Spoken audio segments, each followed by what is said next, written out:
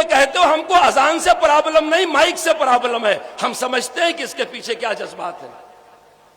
تم یہ سمجھتے ہو ہم کو نماز سے پرابلم نہیں، مسجد سے پرابلم ہے، اس کا نقشہ پاس نہیں، ہم سمجھتے ہیں اس کا کیا مطلب ہے، ہم خوب سمجھتے ہیں۔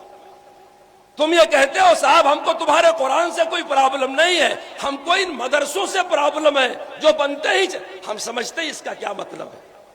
کھل کے کہو کہ ہم یہ چاہتے ہیں کہ ہندوستان کا 25 کروڑ مسلمان اپنا دھرم چھوڑ کر کے اسلام سے دور ہو جائے، کہو کھل کر کے۔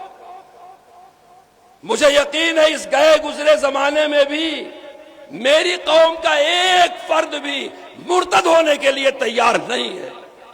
ہو سکتا ہے بے نمازی ہو سکتا ہے زکوٰۃ نہ دیتا ہو سکتا ہے اسے اذان نہ آتی ہو سکتا ہے کلمہ بھی نہ پڑھتا ہو، لیکن اگر اس سے کہا جائے اسلام چھوڑ دو، تیار نہیں ہوگا۔ تم نے کس قوم کو للکارا ہے؟ کس سے اس کا مذہب چھیننا چاہتے ہو؟ کس کو قرآن سے دور کرنا چاہتے ہو؟ شاید تمہارے سازش کرنے والوں نے غلط اندازہ لگایا ہے۔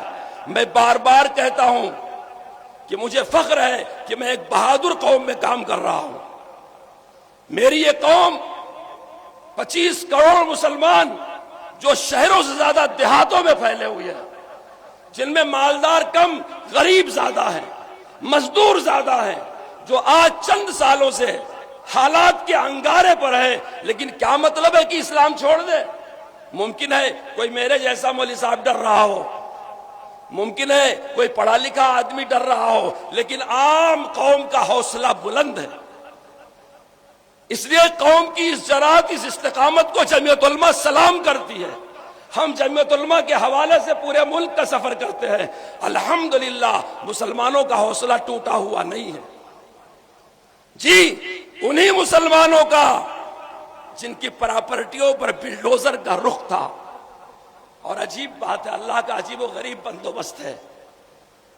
جمعیت علماء جس نے ملک آزاد کروایا، ملک کی تعمیر و ترقی میں حصہ لیا، کبھی سوچو مدرسوں کو ٹارگیٹ کرنے والے، کبھی سوچو کشمیر کو ترشیدہ بدن کس نے دیا ہے، بھوپال کو انداز سخن کس نے دیا ہے، پنجاب کو فصلوں کا دہن کس نے دیا ہے، یہ لال قلعہ تاج کوہن کس نے دیا ہے۔ تاریخ میں ہم چاند ستارے ہی ملیں گے، پتوں پہ سبھی نام ہمارے ہی ملیں گے۔ جیسے ہم نے آزادی میں حصہ لیا، ایسے ملک کی تعمیر و ترقی میں ہم نے حصہ لیا۔